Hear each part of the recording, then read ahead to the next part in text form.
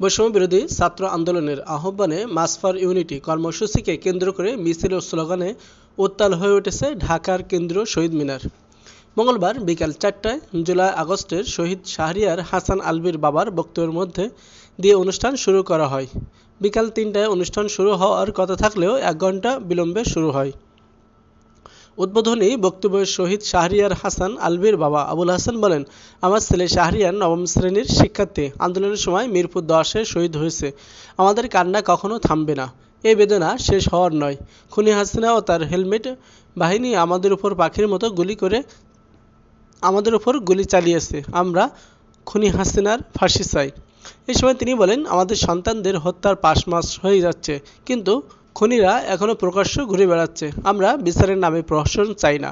যত দ্রুত সম্ভব বিচার করুন। আমাদের রাস্তায় নেমে আন্দোলন করতে বাধ্য করবেন না।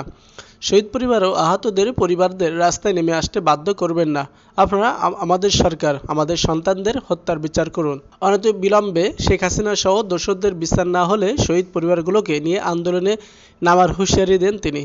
বৈষম্য বিরোধী ছাত্র আন্দোলন ও জাতীয় নাগরিক কমিটি জুলাই বিপ্লবের ঘোষণাপত্র নিয়ে দুদিন ধরে দেশের রাজনৈতিক অঙ্গনে নানা আলোচনা চলে। গতকাল সোমবার রাত ১:৩০টার দিকে রাজধানীর বাংলা মোটরে নিজেদের কার্যালয়ে সংবাদ সম্মেলন করে বৈষম্য বিরোধী ছাত্র আন্দোলন জানায়, আজ বিকাল ৩টায় শহীদ মিনারে মার্চ ফর ইউনিটি ঐক্যের জন্য যাত্রা কর্মসূচি পালন করা হবে। বৈষম্য বিরোধী ছাত্র আন্দোলনের সেই ডাকে সাড়া দিয়ে মার্চ ফর ইউনিটিতে যোগ দিয়ে ভোর থেকেই সারা দেশ থেকে ছাত্র জনতা কেন্দ্রীয় শহীদ মিনারে জড়ো হতে শুরু করেন।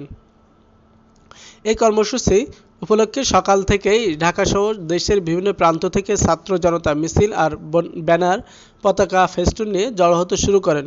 সমাবেশস্থলে পুলিশের ডগ স্কোয়াড, র্যাব, ডিবিসহ আইনশৃঙ্খলা বাহিনীর সদস্যরা অবস্থান নিয়েছেন।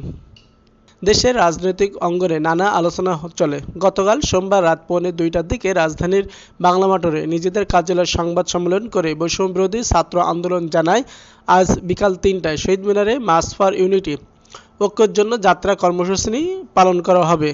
বৈষম্য বিরোধী ছাত্র আন্দোলনের সেই ডাকে সাড়া দিয়ে মার্চ ফর ইউনিটিতে যোগ দিয়ে ভোর থেকেই সারা দেশ থেকে ছাত্র জনতা কেন্দ্রীয় শহীদ মিনারে জড়ো হতে শুরু করেন। এই কর্মসূচি উপলক্ষে সকাল থেকেই ঢাকাসহ দেশের বিভিন্ন প্রান্ত থেকে ছাত্র জনতা মিছিল আর ব্যানার, পতাকা, ফেস্টুন নিয়ে জড়ো হতে শুরু করেন। সমাবেশস্থলে পুলিশের ডগ স্কোয়াড, র্যাব, ডিবিসহ আইনশৃঙ্খলা বাহিনীর সদস্যরা অবস্থান নিয়েছেন।